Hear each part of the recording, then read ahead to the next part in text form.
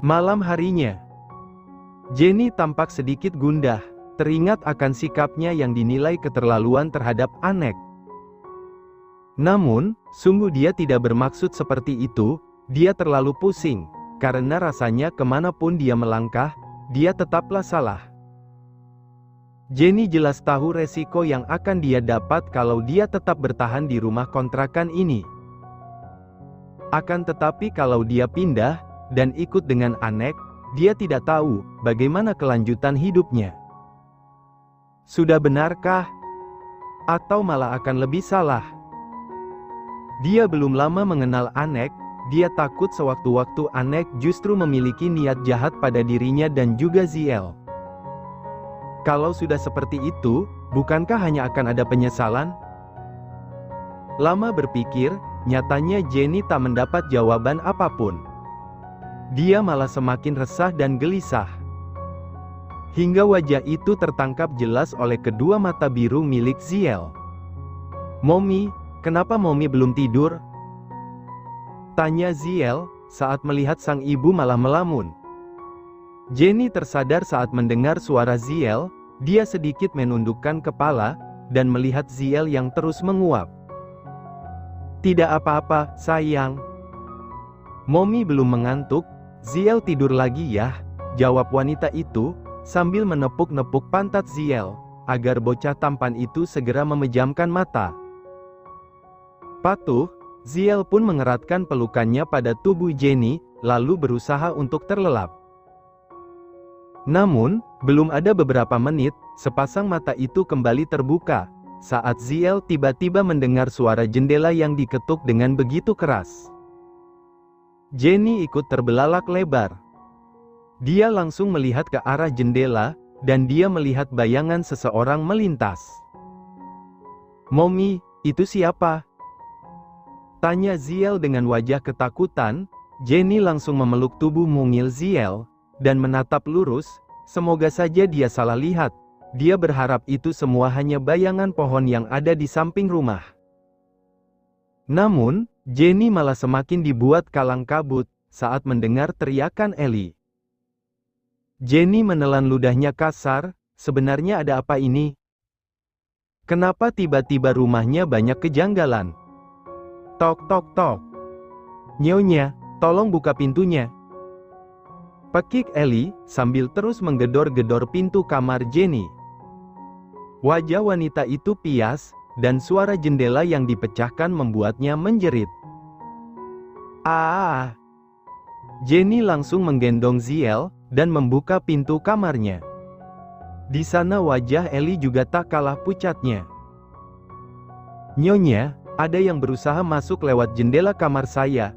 Saya melihat sekilas orangnya memakai topeng," jelas Ellie dengan tubuh yang gemetar.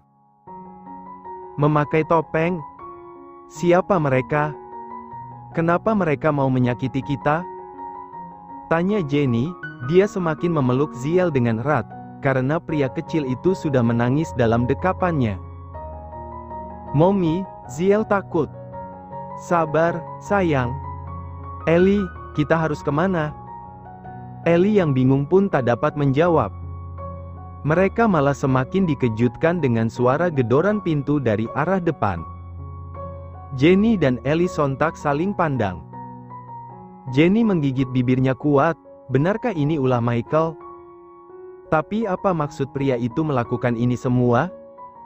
Suara gedoran itu semakin keras, akhirnya Jenny menarik lengan Ellie, dan mengajak wanita itu untuk kabur lewat pintu belakang. "Ellie, kita harus cepat mencari bantuan," ujarnya. Mereka mendengar suara pintu yang sedang berusaha didobrak. Ellie menghentikan langkah Jenny dengan mencekal pergelangan tangan wanita itu. "Nyonya, bagaimana kalau kita minta tolong Tuan Anek?" "Maksudmu?" "Ellie, kita tidak punya banyak waktu, mereka sudah semakin dekat, dan aku tidak mau kalau sampai mereka menemukan Ziel." "Tapi, Nyonya..." Berak. Pintu depan berhasil dibuka oleh dua orang yang memakai topeng. Jenny semakin ketakutan, tak peduli dengan ucapan Ellie, Jenny menarik kembali tangan wanita itu agar mengikutinya. "Hei, jangan lari!" teriak salah satu orang yang mengejar 3 orang itu, saat melihat bayangan tubuh Jenny yang berlari menjauh. Jenny semakin membelalakkan matanya, dan tak peduli pada teriakan orang itu, yang ada di pikirannya sekarang adalah keluar dari rumah ini, membawa Ziel dan juga Ellie. Namun, kesempatan untuk kabur sepertinya tidak ada. Karena pintu belakang sudah dijaga oleh 1 orang. Mereka dikepung. Hingga akhirnya Jenny memberanikan diri, untuk menatap orang-orang bertopeng itu. "Mau apa kalian?" teriak Jenny dengan mata yang terus menatap sekeliling. Memindahi tubuh ketiga orang itu. "Serahkan anakmu, maka kami tidak akan menyakiti kalian."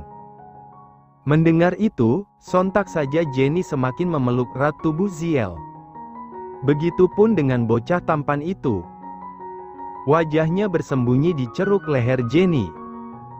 "Tidak akan, aku tidak akan pernah menyerahkan anakku pada kalian," jerit Jenny, bibirnya gemetar menahan takut yang luar biasa. Takut Ziel kenapa-kenapa. "Kalau begitu jangan salahkan kami," ucap pria itu seraya mendekat.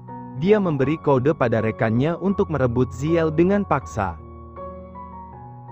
Sementara Ellie sudah jatuh pingsan. Jenny memutar tubuhnya, mencari celah agar dia bisa kabur. Namun, namanya sudah dikepung. Dia kesulitan untuk mencari celah itu, hingga kedua tangan orang itu terulur. Jenny sontak menjerit. "Tidak! BUGH!" Tiba-tiba orang yang hendak merebut Ziel dari gendongan Jenny, tersungkur ke lantai. Disusul teriakan Anek yang begitu memekik telinga. "Dasar bajingan! Beraninya pada perempuan, kemari biar kuhajar kalian." Tanpa memberi jeda, Anek kembali melayangkan tinjunya, tetapi gerakan Anek ditangkis. Dalam satu waktu pria yang datang sebagai pahlawan kemalaman itu langsung dikerubungi oleh 3 orang tersebut. Jenny merasa terperangah, mendapati Anek yang tiba-tiba datang ke rumahnya. Namun, dalam hatinya pun ikut bersyukur, karena pria itu datang tepat waktu. "Jangan besar kepala kamu, lebih baik kamu pergi, atau kamu akan habis di tangan kami," ucap salah satu dari mereka menatap Anek begitu remeh. Tetapi Anek justru terkekeh, seperti ia baru saja mendengar sebuah lelucon. "Kita lihat saja siapa yang akan menang. Tidak perlu banyak bicara, penjahat kelas teri seperti kalian tidak akan ada apa-apanya. Let's go, keluarkan kekuatan kalian." Anek menjilat ibu jarinya, lalu mengusap kepala. Dia menyeringai lalu perkelahian itu pun kembali terjadi. Mereka saling adu jotos, beberapa kali 3 orang itu memekik, karena Anek memberikan tendangan dan pukulan yang sangat terasa. Tulang belulang mereka seperti akan dipatahkan. "Sialan!" maki salah satu dari mereka, lalu maju beberapa langkah dan kembali menyerang Anek. Perkelahian itu berlangsung cukup lama. Anek mengeluarkan seluruh tenaganya untuk menghajar lawan, lebih tepatnya agar dia tidak tumbang, karena Anek hanya sendirian. Kejahatan itu tampak begitu nyata. Jenny beberapa kali menjerit, saat para penjahat itu memukul Anek. Sementara Ziel terus memeluk lehernya dengan kuat. Jenny membungkukkan badan berusaha membangunkan Ellie. Untungnya wanita itu cepat sadar, membuat Jenny tidak terlalu kesusahan. Dan tepat setelah itu, para penjahat mulai berlari kocar-kacir. Anek menendang Bo Asteris Kong, salah satu dari mereka, membuat pria itu menoleh. Lalu mengacungkan jari tengahnya. Fukek.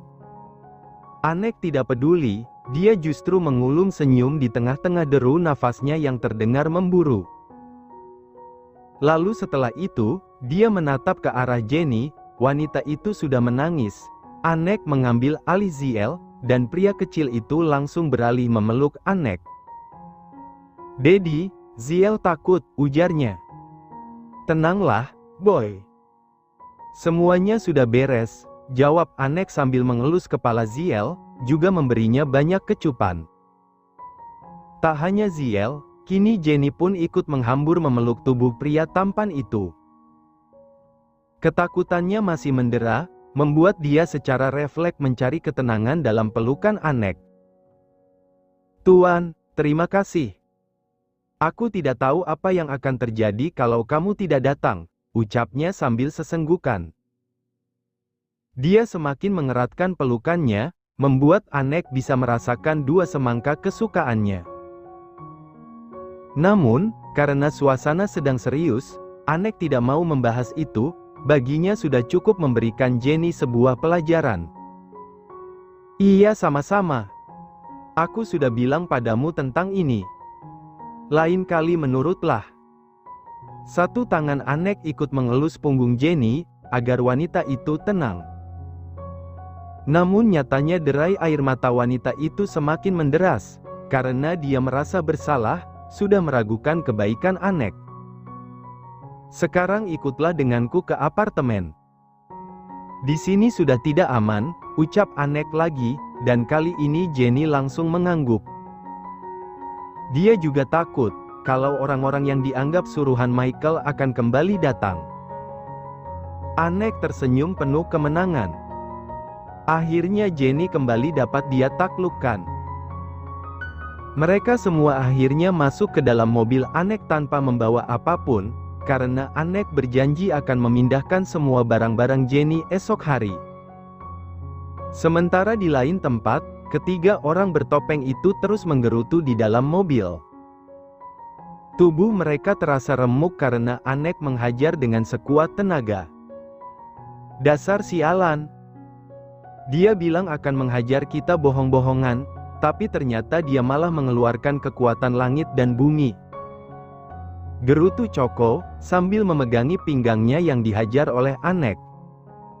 "Memang tidak bisa dipercaya, tubuhku sakit semua," timpal de pula, merasa ngilu pada pantatnya.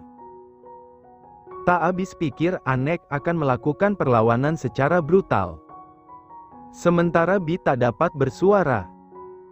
Dadanya sakit akibat mendapat tinju yang begitu keras dari kakak sulungnya. Bernafas saja rasanya sangat susah. "Kalau jantungku kenapa-kenapa, aku akan meminta kompensasi 5 miliar padanya," ucap Bi lemah. Sepertinya kesialan akan terus menimpa ketiga saudara kembar itu, karena begitu sampai mansion, mereka langsung dihadang oleh sang ibu yang sudah memegang sapu. Mereka kompak meneguk ludah, dengan wajah pucat pasi, belum hilang rasa sakit yang mereka terima. Kini ketiga pria tampan itu harus berhadapan dengan Zoya. Urusannya bisa panjang kalau wanita beranak 5 itu sudah marah. Mereka akan dilibas habis, atau mungkin tidak dapat istirahat di kamar masing-masing. Bi, Choco dan De saling dorong-mendorong, siapa kiranya yang melangkah lebih dulu. Wajah Zoya nampak seram, membuat ketiganya takut setengah mati. Ini semua gara-gara Anek. Akan tetapi si pembuat ulah malah belum pulang, dan masih mengurusi wanitanya. Benar-benar merepotkan. "Di, kamu dulu. Kamu kan kakak kami," ucap Choco sambil mendorong Bi agar lebih maju. Lalu dia meminta dukungan dari De. Bi mendengus, kalau sudah seperti ini ribut siapa yang keluar duluan. "Ceka, sialan. Kenapa kalian mengambing hitamkan aku?" cetus pria berkacamata itu. "Bukan seperti itu, Bi. Tapi dari urutannya, memang harus kamu duluan." "Aku yang terakhir," timpal De, dan langsung mendapat anggukan dari Choco. Bi mengeratkan gigi gerahamnya, membuat gerakan ingin memukul. Tetapi urung begitu mereka mendengar dengan jelas teriakan sang ibunda ratu. "Bizat, Chow Branson, Derek, kemari." Zoya yang sudah mengurus si kembar selama 25 tahun pun sudah sangat mengenali anak-anaknya. Dia bahkan tahu, tidak ada Anek di sana. Pokoknya hanya dia yang tahu, letak perbedaannya di mana. Padahal autor yang mengarang saja bingung minta ampun. Dengan langkah pendek-pendek mereka akhirnya berjalan mendekat ke arah Zoya. Sang ibu memang tidak begitu garang dari sang ayah, tetapi walaupun seperti itu mereka semua tidak ada yang berani melawan ucapan Zoya. Masuk. Seperti biasa, berdiri dan tarik telinga kalian.